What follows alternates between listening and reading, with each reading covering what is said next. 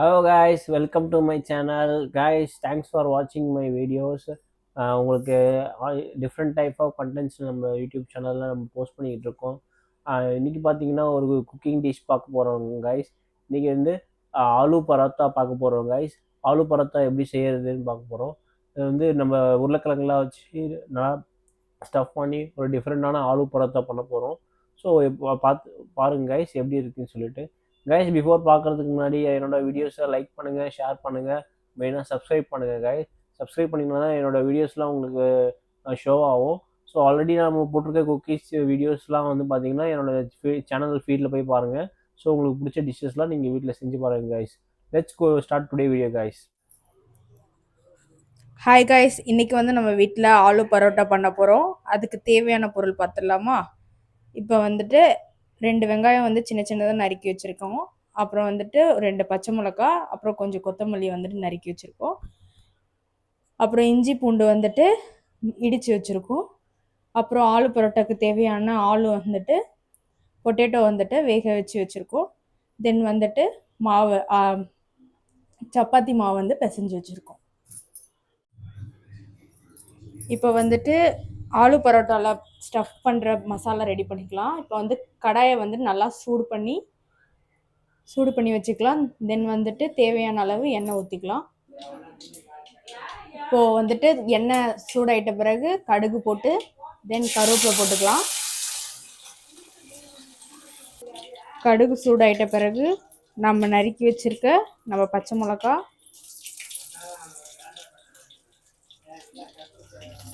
அப்புறம் ஆனியன் வந்துட்டு ஆட் பண்ணிக்கலாம்.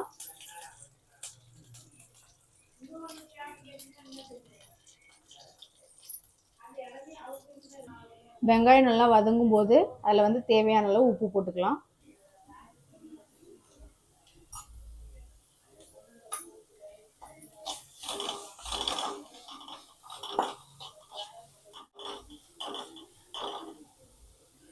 இப்போ நம்ம இடித்து வச்சுருக்க இஞ்சி பூண்டை வந்துட்டு சேர்த்துக்கலாம்.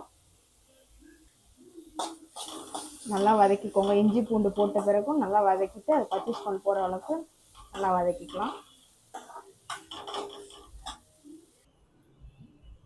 1/4 ஸ்பூன் வந்துட்டு தனி மிளகாத்தூள் போட்டுக்கணும். அப்புறம் கரம் மசாலா வந்துட்டு 1/2 ஸ்பூன் வந்துட்டு கரம் மசாலா போட்டுக்கோங்க. அதை நல்லா ஃப்ரை பண்ணிக்கோங்க.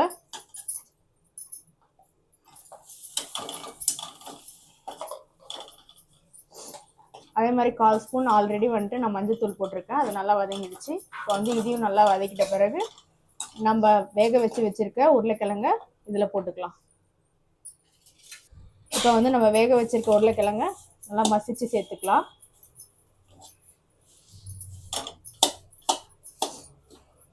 இந்த மசாலா வந்து கொஞ்சம் ட்ரையாக தான் இருக்கணும். அப்போ தான் வந்து நம்ம வந்துட்டு சப்பாத்திக்குள்ளே வச்சு பண்ணும்போது அது இன்னும் நல்லா இதாக இருக்கும். உருளைக்கிழங்கு வந்து நல்லா கிண்டி விட்டாச்சு. இப்போ வந்துட்டு ஃபைனல் டச்சாக நம்ம கொத்தமல்லி வந்துட்டு போட்டு கேஸ் ஆஃப் பண்ணிடலாம். மசாலா வந்துட்டு இப்போ ஆற வச்சுருக்கோம். அது ஆறுறதுக்குள்ளே வந்துட்டு நம்ம வந்துட்டு உருண்டை பிடிச்சி வச்சுக்கலாம் சப்பாத்தி மாவை. இப்போ மசாலா ஆறிடுச்சு.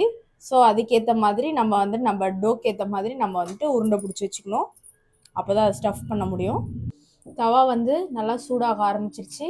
இப்போ வந்து நம்ம சப்பாத்தியில் அந்த மசாலா வச்சு உருட்ட ஆரம்பிச்சிடலாம்.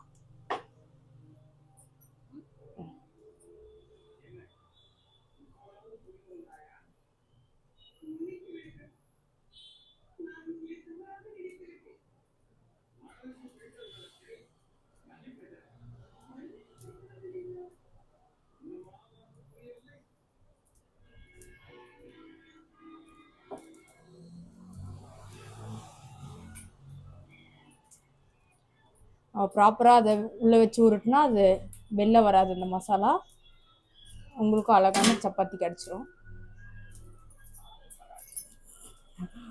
ஆலு பரோட்டா கிடச்சிரும்.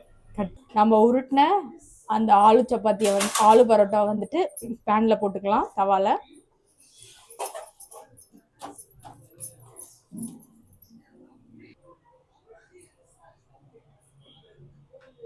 இப்போ டேஸ்டியான ஆலு பரோட்டா ரெடி ஆயிடுச்சு.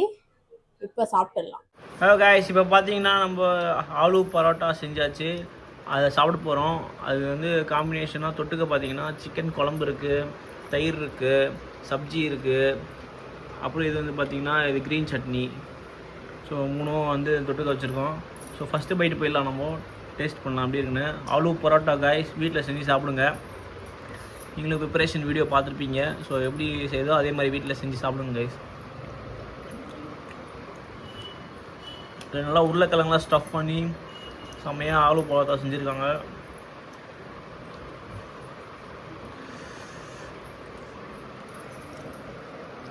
ஆஹா, அருமை காய், டேஸ்ட் சூப்பராக இருக்குது. டின்னருக்கு ஆக்சுவலாக சாப்பிட்டுட்ருக்கேன். இன்னும் டின்னரு இல்லை பிரேக்ஃபாஸ்ட் அது மாதிரி செஞ்சு சாப்பிடுங்க.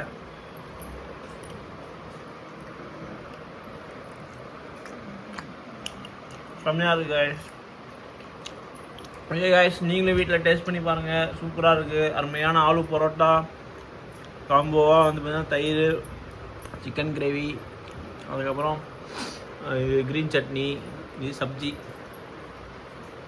பை பாய் காய்ஸ், உங்களை இன்னொரு வீடியோவில் சந்திக்கிறேன்.